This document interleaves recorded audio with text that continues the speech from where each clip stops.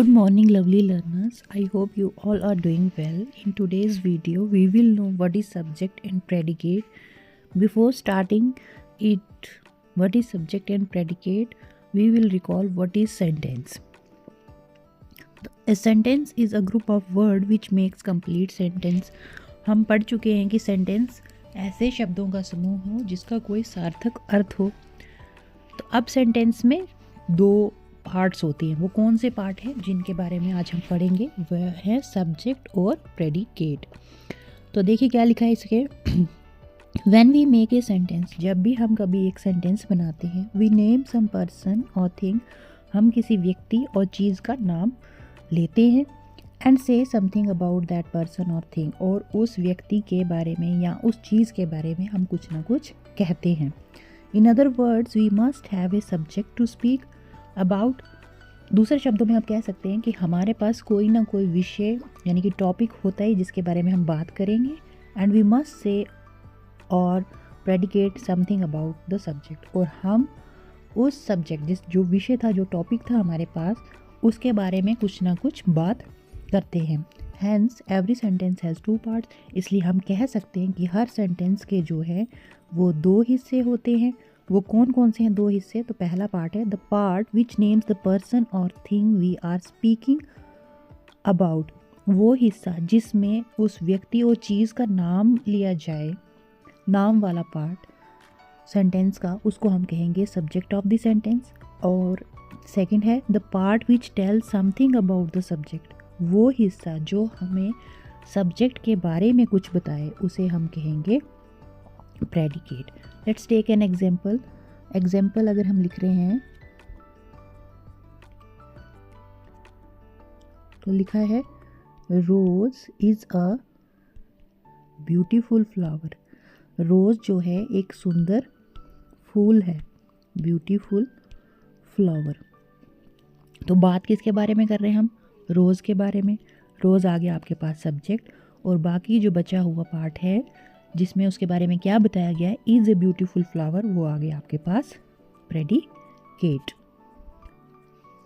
देखिए क्या लिखा है अब। The subject of a sentence usually comes first, but occasionally it is put after the predicate. As subject जो है सेंटेंस का वो हमेशा पहले ही आता है, लेकिन कभी कभार कुछ सेंटेंसेस हमें ऐसे मिल जाते हैं जिसमें ये सब्जेक्ट जो है वो प्रेडिकेट के बाद आए।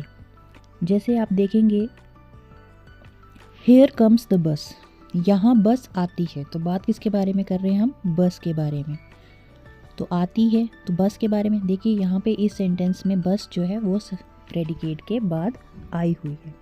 फिर बोला है sweets are the uses of adversity, विपत्ति के जो उपयोग होते हैं बहुत ही मधुर होते हैं। अर्थात कभी कभी जो परिस्थितियाँ होती हैं उसमें भी हमें एक उम्मीद दिखाई देती है। विपरीत परिस्थितियाँ जो होती हैं, मतलब कभी कभी जो मुश्किल की विपरीत परिस्थितियाँ भी कभी कभी हमारे लिए कुछ उम्मीद लेकर आती हैं। फिर लिख रहे हैं in imperative sentences the subject is left out. Imperative sentences में हम सब्जेक्ट को छोड़ देते हैं। जैसे कि लिखा है example sit down, thank him, बैठ जाओ, धन्यवाद करो उसका। तो छोड़ने का मतलब यहाँ पे है कि वो लिखा नहीं मिलेगा आपको। जैसे कि हम खुद से तो नहीं ना कहेंगे कि बैठ जाओ, हम किसी और ही इंसान को बोलेंगे। तो यहाँ पे क्या होता है, in such type of sentences subject you is understood. तो ऐसे इम्परेटिव सेंटेंसेस में हम जो आप सब्जेक्ट जो है कंसीडर करोगे कि यू को। जैसे आपके पास अगर लिखा हुआ है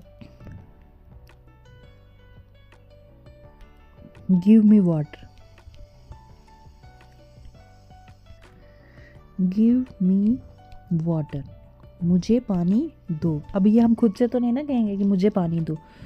तो यहाँ पे अगर आप देखेंगे, आप अगर सेंटेंस को देखेंगे तो आपको यू नहीं दिखाई दे रहा है, लेकिन ये इम्परेटिव सेंटेंसेस है। तो आपने इसमें अंडरस्टूड रखना है कि ऐसे सेंटेंसेस में सब्जेक्ट जो है वो यू होगा। Let's take some more examples to understand about subject and predicate. See, in this example क्या दिया है हमें, बॉयज आर प्लेइंग क्रिकेट, लड़कों के बारे में बात की जा रही है, तो ये आ जाएगा आपके पास सब्जेक्ट। क्या बोला जा रहा है उनके पास, आर प्लेइंग क्रिकेट, ये वाला पार्ट आ गया आपके पास प्रेडिकेट। जिसके बारे में हम बात करेंगे वो पार्ट होगा सेंटेंस का सब्जेक्ट, और उसके बारे में हम क्या बोल रहे हैं वो पार्ट होगा आपका प्रेडिकेट। नेक्स्ट पार्ट में देखिए लिखा है he has a red car, उसके पास लाल गाड़ी है। तो किसके पास, उसके पास, तो ये आ गया आपके पास सब्जेक्ट, और बाकी जो बचा हुआ पार्ट है ये आ गया आपके पास प्रेडिकेट। अगली एग्जाम्पल अगर देखेंगे तो लिखा है रोहन प्लेज क्रिकेट, बात किसके बारे में हो रही है, रोहन के बारे में, तो रोहन सब्जेक्ट, बाकी बचा हुआ हिस्सा जो है वो प्रेडिकेट। उसकी नेक्स्ट एग्जाम्पल देखेंगे तो लिखा है Diwali is a festival of lights, Diwali रोशनियों का त्यौहार है, तो दिवाली आ गया सब्जेक्ट, बाकी बचा हुआ जो पार्ट है वो आ गया आपके पास प्रेडिकेट। फिर नेक्स्ट एग्जांपल देखेंगे तो वहाँ पे लिखा है Mona has cut her finger, Mona ने अपनी उंगली काट ली है, तो मोना आ गया आपके पास सब्जेक्ट, बाकी बचा हुआ आ गया आपके पास predicate. Now let's do an exercise to check our progress, what we have learned about subject and predicate. So let's read the question. Question is underline the subject, subject को आपने underline करना है, subject को underline करना है, और predicate वाले part को आपने सर्कल करना है। तो पहला सेंटेंस अगर हम पढ़ेंगे तो लिखा है the sun rises in the east, sun जो है ईस्ट से निकलता है, सूरज पूरब दिशा से निकलता है, तो द सन के बारे में बात कर रहे हैं, ये आ गया सब्जेक्ट। क्या बोल रहे हैं उसके बारे में, राइजेज इन द ईस्ट, ये वाला पार्ट आ गया आपके पास प्रेडिकेट। द सन वाला part subject, rises in the east वाला पार्ट आ गया आपके पास प्रेडिकेट। सेकेंड सेंटेंस में देखिए क्या लिखा हुआ है, the dogs were barking loudly, कुत्ते ज़ोरों से भौंक रहे थे, तो अब द डॉग्स के बारे में बात कर रहे हैं, तो ये वाला पार्ट आ गया सब्जेक्ट, बाकी जो बचा हुआ पार्ट है वर बार्किंग लाउडली, ये वाला पार्ट आ गया आपके पास प्रेडिकेट। फिर लिखा है the pretty girl was wearing a blue frock, प्यारी सी लड़की नीले रंग का फ्रॉक पहन रही थी, तो द प्रिटी गर्ल जो है आपके पास सब्जेक्ट, बाकी जो बचा हुआ पार्ट है वो आ गया आपके पास was wearing a blue frock, ये आ गया प्रेडिकेट। फोर्थ सेंटेंस में देखिए लिखा है यू कैन स्पीक इंग्लिश, आप इंग्लिश बोल सकते हो, तो यू के बारे में बात हो रही है, यू आ गया आपके पास सब्जेक्ट, और कैन स्पीक इंग्लिश आ गया आपके पास प्रेडिकेट। फिफ्थ सेंटेंस में लिखा आई सा ए मूवी यस्टरडे, मैंने कल ही एक फिल्म देखी, तो आई के बारे में बात हो रही है, तो आई आ गया सब्जेक्ट, और बाकी सा ए मूवी यस्टरडे, ये आ गया आपके पास प्रेडिकेट। फिर लिखा है सिक्स सेंटेंस में a teacher teaches and gives us knowledge, एक शिक्षक जो है वो पढ़ाता है और हमें ज्ञान देता है, तो किसके बारे में बात कर रहे हैं, ए टीचर के बारे में, ये आ गया सब्जेक्ट, बाकी teaches and gives us knowledge, ये आ गया आपके पास प्रेडिकेट। सेवंथ पार्ट में देखिए क्या लिखा है, you should have waited for मी, आपको मेरे लिए इंतज़ार करना चाहिए था, तो यू का आ गया सब्जेक्ट, और बाकी जो बचा हुआ पार्ट है should have waited for me, ये आ गया आपके पास predicate. Mom asked me to go to the store, मेरी माँ ने मुझे स्टोर जाने के लिए कहा, तो मॉम आ गया आपके पास सब्जेक्ट, बाकी बचा हुआ जो पार्ट है वो आपके पास आ गया क्या प्रेडिकेट।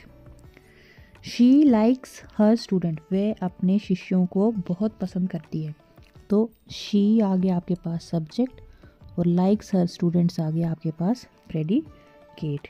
एंड लास्ट सेंटेंस जो है लिखा है Akanksha likes to play football, Akanksha football खेलना पसंद करती है, तो आकांक्षा आ गया आपके पास सब्जेक्ट, और बाकी जो बचा हुआ पार्ट है लाइक्स टू प्ले फुटबॉल, ये आ गया आपके पास predicate. I hope you are now able to differentiate the subject and predicate in each sentence very easily. In the next video, we will learn about phrase and clause. Thanks for watching.